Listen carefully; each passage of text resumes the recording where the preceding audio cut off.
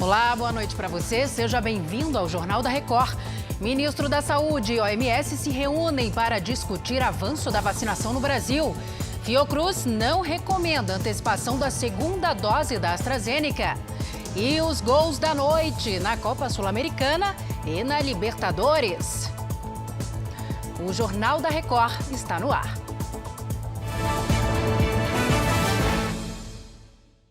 Oferecimento Crédito Imobiliário Bradesco. Taxa a partir de 3,95% ao ano.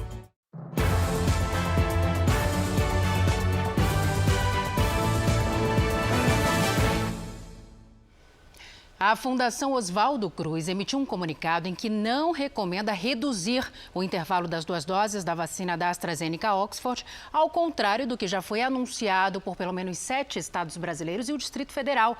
O Pedro Paulo Filho tem mais detalhes para a gente sobre este assunto. Oi, Pedro, boa noite.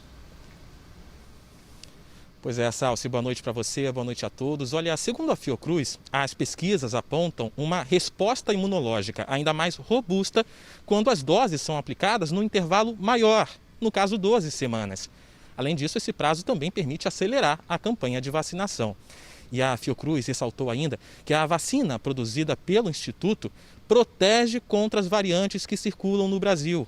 Foi por causa dessas variantes que alguns estados, inclusive aqui o Rio de Janeiro, decidiram reduzir o intervalo entre as doses de 12 para 8 semanas. Lembrando que a decisão final cabe às prefeituras. Salsi. Tá certo, Pedro. Obrigada pelas informações. O ministro da Saúde, Marcelo Queiroga, também falou sobre este assunto, a redução do prazo para a segunda dose. Nesta terça-feira, ele prometeu a governadores entregar 41 milhões de doses de vacinas contra a Covid-19 ainda em julho. Vamos para Brasília agora conversar com o Matheus Scavazini. Oi, Matheus, boa noite. Boa noite, Salsi. Em reunião por videoconferência com quase todos os governadores, o ministro agradeceu o trabalho conjunto entre os estados e o governo federal no combate à pandemia. Além de 41 milhões de doses para julho, Queiroga prometeu 60 milhões para agosto. O ministro se mostrou contra um estado antecipar a segunda dose antes dos outros. Vamos ouvir. Alguns secretários tomam deliberações baseado naturalmente no entendimento deles e que isso, de certa maneira, rompe o pacto que foi tratado no PNI. Então, a decisão que nós tomamos hoje é que se mantenha a rigidez do PNI. Se algum secretário entende de maneira divergente, ele apresenta a sua resignação ao grupo e o grupo vai deliberar, de tal maneira que consigamos avançar. Então vamos deixar os técnicos decidirem isso. Eles são as pessoas mais indicadas para tomarem as decisões técnicas. Também nessa terça-feira, Marcelo Queiroga se reuniu com o diretor da Organização Mundial da Saúde para discutir os resultados da vacinação no Brasil. Tedros Adhanom foi informado por Queiroga que o Brasil já ultrapassou a marca de 117 milhões de pessoas vacinadas. Mais de 31 milhões já receberam as duas doses ou a dose única da vacina contra a Covid-19. Outro tema da reunião foi o retorno seguro às aulas presenciais. Os Ministérios da Saúde e da Educação devem desenvolver um protocolo para a volta dos estudantes às salas de aula. Por uma rede social, o diretor-geral da OMS agradeceu a Marcelo Queiroga pela reunião. Eles conversaram sobre a possibilidade de o Brasil fabricar mais doses de vacinas contra a Covid-19 e que a imunização é a real possibilidade de salvar vidas. Também se mostrou feliz em saber que as comunidades indígenas brasileiras estão sendo vacinadas. Na mesma rede social, o ministro Marcelo Queiroga agradeceu à OMS pela oportunidade de discutir questões importantes como a preparação dos sistemas de saúde, o pós-Covid e o fortalecimento da produção de vacinas, uma contribuição brasileira para os esforços mundiais de combate à pandemia.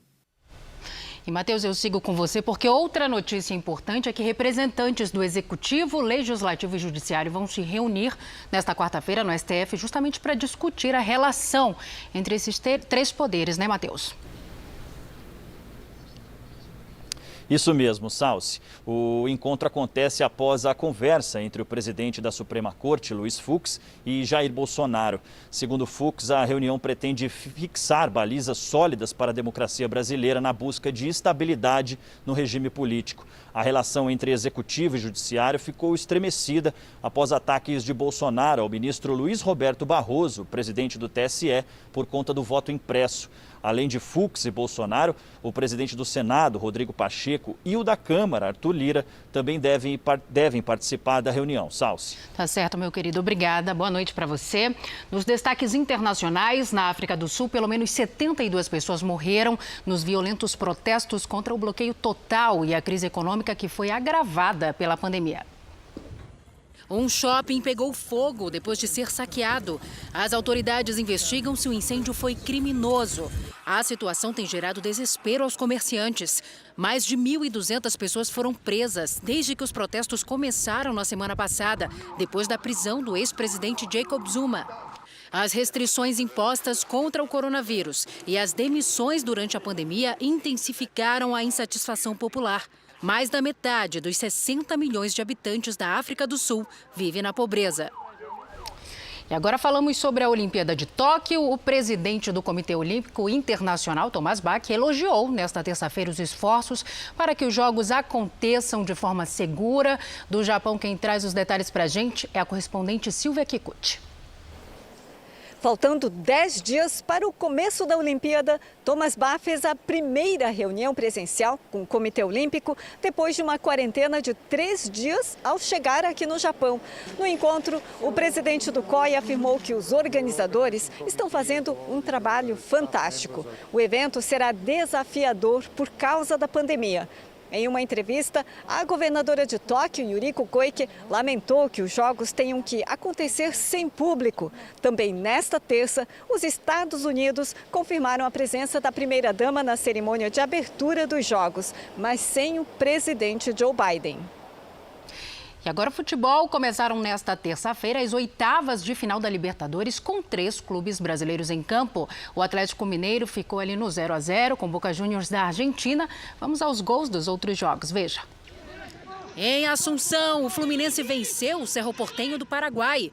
Luiz Henrique fez boa jogada, Caio Paulista só ajeitou e Nenê bateu no canto.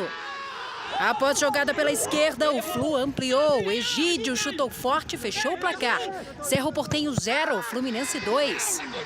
No Morumbi, o São Paulo recebeu o Racing da Argentina. Após falha do goleiro Arias, Vitor Bueno aproveitou e fez 1-0. Mas no fim do primeiro tempo, Enzo Copete empatou o jogo. São Paulo 1, Racing também 1. E pela Copa Sul-Americana, 2 vitórias brasileiras fora de casa. Em Quito, o Grêmio venceu a LDU com esse gol de Léo Pereira, ainda no primeiro tempo. O tricolor gaúcho não vencia 9 jogos. Na Colômbia, o Atlético Paranaense ganhou do América de Cali. Nicão fez de pênalti. Os times brasileiros jogam pelo empate na partida de volta. E esta edição do Jornal da Record termina aqui. Outras informações no Fala Brasil, às 8h30 da manhã. Você fica agora com o Fala que eu te escuto. Uma ótima noite para você. Cuide-se. Tchau.